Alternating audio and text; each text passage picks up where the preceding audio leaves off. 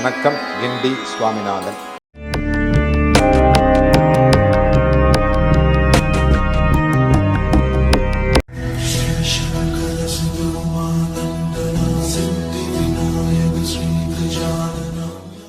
பிரம்ம முகூர்த்தம் அப்படின்னு சொல்றாங்க. அது என்ன பிரம்ம முகூர்த்தம்? நிறைய முகூர்த்தங்கள் இருக்கிறது. ஆசீர்வாதம் அப்படின்னு பண்றோம். எதுக்காக ஆசீர்வாதம் பண்றோம்? இது யார் சொல்லி கொடுத்தா? காலில் எதுக்காக விடறோம்? இதெல்லாம் நமக்கு தெரியாது. அதே மாதிரி இந்த பிரம்ம முகூர்த்தம் அப்படிங்கிறது, இந்த ஆசீர்வாதத்தை பற்றி மற்றொரு பதிவில் நான் உங்களுக்கு சொல்றேன். இந்த பிரம்ம முகூர்த்தம் அப்படிங்கிறது என்னங்கிறத இந்த வாட்டி பார்ப்போம். சூரியக்கலை, சந்திரக்கலை அப்படின்னு ரெண்டு இருக்கு. உங்களுடைய தெளிவாக சொல்லணும்னா, சாப்பிட்ற கை பக்கம் சூரியக்கலையும், பீச்ச கை பக்கம் சந்திரக்கலையும் இருக்கக்கூடியது. அதே மாதிரி சூரியனை பேஸ் பண்ணி வழிபாடுகள் செய்யக்கூடியவர்கள் சூரிய கிரகே மகாநத்யாம் பிரதிமா சந்நிதௌ வா ஜப்த்வா அப்படின்னு கணபதி உபனிஷத்துல சொல்றாங்க. ஒவ்வொரு உபனிஷத்திலையும் தெளிவா சில விஷயங்களை நமக்காக சொல்லி இருக்கிறார்கள். ஏன் இந்த சூரியனை நாம் பேஸ் பண்றோம்? வலது காலை எடுத்து வைத்து உள்ளே வா. சந்திரன் தேய்ந்து வளரக்கூடியவர், சூரியன் பிரகாசிக்கக்கூடியவர். அதற்காக வலது காலை எடுத்து வைத்து உள்ளே வா அப்படின்னு சொல்றோம். அதே மாதிரி இந்த சூரியனை முழுமையாக பயன்படுத்தக்கூடிய ஒரு சில மாநிலங்கள், அதில் தமிழ்நாடு, கேரளா, ஆந்திராவில் பார்த்தீங்கன்னா சந்திரமானம் அப்படின்னு சொல்லுவாங்க. அமாவாசை என்று அவர்களுக்கு மாதம் பிறந்துவிடும். இதெல்லாம் ஒரு விளையாட்டாக சொல்லக்கூடிய ஒரு வார்த்தை. ஆடி மாதத்தில் அமாவாசை பிறந்த பிறகு திருமணம் செய்யக்கூடியவர்கள் அவர்கள். நாம் செய்ய மாட்டோம். அது ஒரு விஷயமாக சொல்லுவார்கள். ஐயராக இருக்கக்கூடியவர் ஆடி மாதத்தில் கூட திருமணம் செய்வார்கள் அப்படின்னு சொல்லுவாங்க. ஐயர் கிடையாது. தெலுங்கு சம்பிரதாயத்தில் இருக்கக்கூடியவர்கள் ஆடி மாதத்தில், ஏன்னா ஆணி மாதம் அமாவாசைக்கு பிறகு ஆடி மாதம் வந்துவிடும் அவங்களுக்கு. நமக்கு சூரியன் மேஷத்தில் இருக்கின்ற பொழுது அது சித்திரை மாதம், வருடப்பிறப்பு. சூரியன் மேஷத்தில் இருக்கணும். ஒவ்வொரு மாதத்திற்கும் ஒரு கட்டத்தில் நகரக்கூடியவர் சூரியன். இந்த சூரியனுடைய நகர்வுகளை வைத்துத்தான் லக்னமும் தீர்மானிக்கப்படுகிறது. நன்றாக தெரிந்து கொள்ளுங்கள்.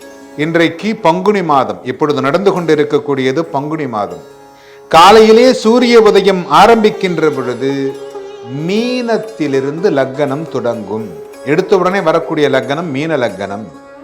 மீனம், மேஷம், ரிஷபம், மிதுனம், கடகம், சிம்மம், கன்னி, துலாம், விருச்சகம், தனுசு, மகரம், கும்பம், மீனம். திரும்பவும் அடுத்த சர்க்கிள் போகும் மீனத்திலிருந்து. சூரியனுடைய நகர்வுகளை வைத்து தமிழகத்தில் பூஜைகள் செய்யப்படுகிறது, ஜாதகங்கள் கணிக்கப்படுகிறது. அதனாலதான் இந்த லக்னத்தை வைத்து இங்கே ஜோசியம் சொல்லக்கூடியவர்கள் அதிகம். ராசியை வைத்து ஜோசியம் சொல்லக்கூடியவர்கள் ஆந்திராவில் இருப்பார்கள். அவர்கள் சந்திரமானத்தை வழிபாடு செய்யக்கூடியவர்கள். இரண்டு நேரங்கள் ஒன்றாக சங்கமிக்கின்ற பொழுது அந்த நேரம் மிக முக்கியமான முகூர்த்தமாக கருதப்படுகிறது. இரண்டு நட்சத்திரங்கள், ஒரு நட்சத்திரம் இன்றைக்கு பரணி நட்சத்திரம் முடிந்து அடுத்த நட்சத்திரம் துவங்குகின்ற இடையில் அந்த 2.5 மணி நேரங்களில் நீங்கள் செய்கின்ற ஒரு சில காரியங்கள் வெற்றியடையும். அதே போல் இரவும் பகலும், இரவு முடிந்து பகல் தொடங்குகின்ற காலம் பிரம்ம முகூர்த்தமாக இருக்கிறது. அதிகாலை 4:30 மணிக்கு மேல் இது பிரம்ம முகூர்த்தம். இந்த பிரம்ம முகூர்த்தத்தில் செய்யக்கூடிய அனைத்து நிகழ்வுகளும் கண்டிப்பாக வெற்றி அடையும். இது சந்திரமானத்தில் இருக்கக்கூடியவர்கள் இரவு 1 மணிக்கு கூட திருமணம் செய்வார்கள். இது நிறைய மாநிலங்களில் நடக்கக்கூடிய நிகழ்வுகள். இரவு நேரங்களில் திருமணம் செய்யக்கூடிய முகூர்த்தங்கள் எடுப்பார்கள். அதில் லக்னம் எடுப்பாங்க. லக்னம் எடுத்து அந்த லக்னத்தில் அவர்கள் திருமணம் செய்வார்கள். ஆனால் நம்முடைய இந்த பிரம்ம முகூர்த்தத்தில் செய்யலாமா அப்படின்னு கேட்டா, இது எங்கிருந்து இந்த பழக்க வழக்கங்கள் வந்தது அப்படின்னு தெரியல. இதற்கு ஒரு அறிவியல் பூர்வமான விளக்கமும் எங்கிருந்து தொடங்கியது என்பதற்கு தெரியல. ஏன்னா சூரிய உதயத்திற்கு பிறகுதான் நீங்கள் எல்லா பூஜைகளும் செய்ய வேண்டும் என்று உபநிஷத்தில் கூறியிருக்கிறது. சூரிய உதயத்திற்கு பிறகுதான் உங்களுடைய ஆலயங்கள் திறக்கப்பட வேண்டும். மார்கழி மாதம் மட்டும்தான் காலை 4:30 மணிக்கு. சூரிய உதயத்தை முழுமையாக கொண்டு பூஜிக்கக்கூடிய ஒரு மாநிலமாக இருக்கக்கூடியது தமிழ் மாநிலம். இந்த தமிழகத்திலே சூரிய உதயத்தில் திருமணங்கள், அதுவும் ஏறுமுகமாக இருக்கக்கூடிய பிற்பகல் 12 மணிக்குள் நடைபெறும். மாலை நேரங்களில் நாம் திருமணம் வைத்துக் கொள்வது இல்லை. லக்னம் நன்றாக இருந்தாலும், நேரம் நன்றாக இருந்தாலும், அபிஜித் முகூர்த்தமாக இருந்தாலும் செய்வதில்லை. ஏன்னா சூரியன் ஏறுமுகமாக இருக்கிற பொழுதே திருமணம் செய்ய வேண்டும், கிரகப்பிரவேசம் செய்ய வேண்டும். இந்த கிரகப்பிரவேசம் என்பது அதிகாலை 4:30 மணிக்கு கோமாதா பூஜையுடன் தொடங்கி கிரகப்பிரவேசம் அப்படிங்கிறது முடிஞ்சிடும். ஆனால் கிரகப்பிரவேசம் முடிந்து பால் கூட காய்ச்சிடுவாங்க 4:30 மணிக்குள்ள. ஆனால் பலதரப்பட்ட மக்கள் இங்கு சென்னையிலே வந்து ஒன்றாக சேர்ந்த காரணத்தினால் இந்த பூஜைகள் நிறைய மாறுதல்களை அடைந்து இன்றைய தினம் இரவு 2 மணிக்கு கூட ஹோமங்கள் நடைபெற்று கொண்டிருக்கிறது.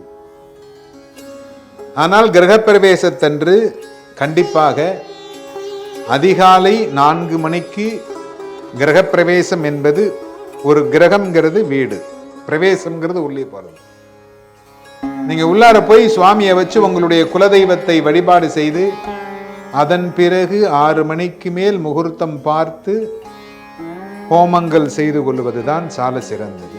இந்த பிரம்ம முகூர்த்தம் அப்படிங்கிறது அனைத்து தேவதைகளும் இந்த பிரம்ம முகூர்த்தத்தில் நம்மை ஆசீர்வதிக்கிறார்கள். 33 தேவர்களும் அந்த பசுமாட்டினுடைய உடம்பில் இருக்கிறார்கள். அதிகாலையிலே, அந்த அதிகாலை நேரத்திலே நாம் கோமாதாவை பூஜை செய்து வீட்டிற்கு அழைத்து சென்றோமேயானால் உங்களுடைய குலதெய்வத்தினுடைய அனுகிரகம் கிடைக்கும். அப்படிங்கிறதுக்காக இந்த பிரம்ம முகூர்த்தம் அப்படிங்கிறது வச்சிருக்கிறாங்க. இந்த பிரம்ம முகூர்த்தத்தில் செய்கின்ற காரியங்கள் எல்லாம் வெற்றி அடைந்திருக்கிறது. பிரம்ம முகூர்த்தத்தில் செய்கின்ற காரியம் எல்லாம், ஏன்னா நான் முதலே சொல்லியிருக்கிறேன், 2 நேரங்கள் ஒன்றாக சேருகின்ற பொழுது அந்த 1 மணி நேரம் உங்களுக்கு பலன் தரக்கூடிய நேரமாக அமையும். அதுக்காக தான் பார்த்தீங்கன்னா காலை அதிகாலை 4:30 மணி முதல் 6 மணிக்குள் பிரம்ம முகூர்த்தமும், மாலை சரியாக 6 மணிக்கு வீட்டில் தீபம் ஏற்றுவது. பகல் முடிந்து இரவு நேரம் தொடங்குகின்ற பொழுது நீங்க நிறைய பேர் பார்த்தீங்கன்னாக்கா அந்த லைட்டை போட்டோன்னா இறைவனை கும்பிடுவார்கள். ஏன் கும்பிடுறான்னு நிறைய பேருக்கு தெரியாது. ஏன் அப்படின்னா இன்றைய பொழுது நன்ற விதமாக முடிந்தது, இரவு பொழுதும் நல்ல விதமாக முடிய வேண்டும். அதுவும் பிரம்ம முகூர்த்தத்திற்கு இணையான ஒரு நேரம்தான் மாலை நேரமும். மகாலட்சுமியினுடைய அனுகிரகம் நமக்கு நல்ல விதமாக கிடைக்கும். அந்த பிரம்ம முகூர்த்தத்தில் திருமணம் செய்வதை விட கிரகப்பிரவேசம் செய்வது சால சிறந்தது.